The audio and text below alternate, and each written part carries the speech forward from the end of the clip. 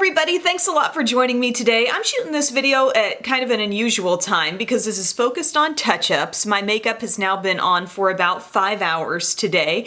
I'm going to be getting ready pretty soon to pick up Belle from preschool. Then I'm going to go vote. It is election day. And I wanted to talk about this little touch-up brush set. It's from ECOTOOLS. This is what it actually looks like. And it's called Refresh in 5 multitasking brush heads for on-the-go touch-ups. And I'll walk you through what it is first, and then I'm actually going to time myself and we can see if I can touch up in less than 5 minutes. But I've been playing with these some, so I'm kind of familiar with what they do. And this is something I think we should always keep in the back of our minds with brushes. Sometimes they will be labeled a certain way, they will claim to do a certain thing, and then with a little use you'll realize, well, I think that serves me better in this manner. And so that's what I have found with some of this. But you've got a bigger brush and a smaller brush. So this comes in this little packaging here. Found this online on Ulta's website and knew I needed to give it a go. So this brush, you take off the top and you've got these nice little sort of built-in brush guards, which I think are absolutely a necessity anytime you're capping a brush. So you've got this flat top brush here. This one is labeled base and they explain it as buff on powder with the base brush. So we've got a flat top brush. There's quite a bit of movement with these bristles, and what that tells me is that I'm not gonna have to worry about getting too much coverage with this brush all at once, you know? Like if it were even more dense and didn't move much, you kind of think, gosh, whatever powder I stamp on my face, it's not gonna really blend out as easily. But there's a lot of blendability with that brush. Even if it is a flat top, I think it can work for powder, bronzer, blush, anything like that that you wanna touch up. Now this other end is labeled cheek, and with that you're gonna take it out. It also has a little brush guard thing going on,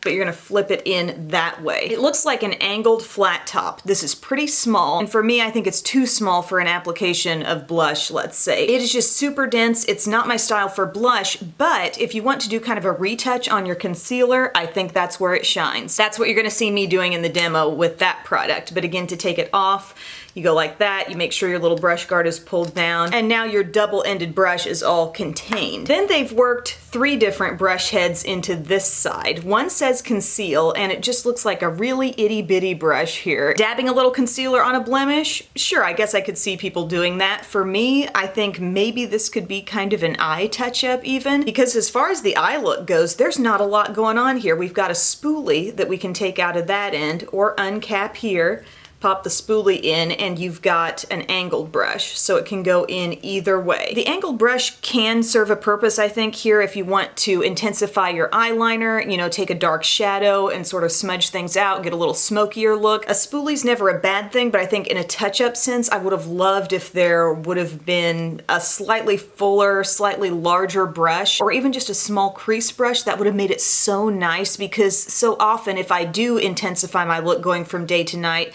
what I'll do is take a dark shadow and just kind of bump up the outer corner, you know? So that's one way in which this seems to be kind of an incomplete touch-up brush set for me, but I want to show you everything in action here, and we can actually see if I can do it in 5 minutes, because while I've been playing with this some, I have not actually timed myself until now. All right, 5 minutes on the clock. Pressing start there. And I am going to use my Born This Way multi-use sculpting concealer, because one of the claims on this is actually retouching, and I've liked it in that sense. I feel like it's still kind of lightweight, and I like to apply a little bit of this under the eye. And sometimes by this point in the day, maybe I do see a little wear down around the nose, so I'll touch up there too. And then we will take the cheek side out. As I said, I prefer that for concealer. Maybe a little foundation or something, but it's just not my ideal for blush. I'll just dab that around there, around the nose. See, I feel like I get really easy blending here. And also the angled tip lets me take it right up to my lower lash line, and I'm not really worried about it interfering with my eye look. But that's a great way to kind of brighten things up, is just a quick and light reapplication of concealer there. So I'm going to pop that back in its home, and then we'll get out this base side. I'm going to grab my Needs palette here, because this is really easy touch-up style stuff. Go into Kindness, my little translucent powder. We'll dab some of that over on the under eye, and I'm using, again, the base side. So this is a good powder brush. It's mobile enough, you know, it's not too tight to where you couldn't do some blush with this. So I'll touch up blush with a little Joy. That's a classic thing I would typically touch up if I were going to. I would add a little blush usually. Love it. Just don't go too heavy with Joy. Joy can get intense. We learned that from Tyler's tutorial. And then, what the heck, let's do a little gratitude also. A little added glow. Thank you very much. Okay, where are we at time-wise?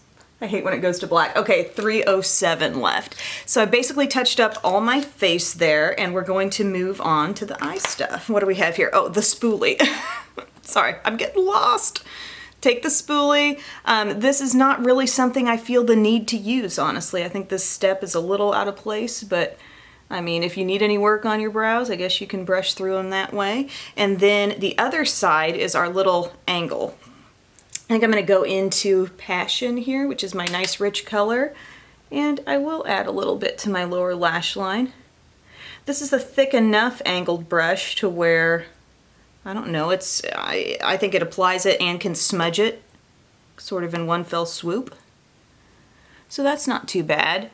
And then our other side, our other little brush here, is the one labeled Conceal. Again, I don't think that serves me so well in a concealer way, but maybe I can use one of these dark shades, maybe Hope. We could take a little bit of that, just kind of into the outer corner. I would love a little bit like fluffier outer corner brush. I'm picturing that one from Morphe that I like, or that MUA one. But this can do a little bit.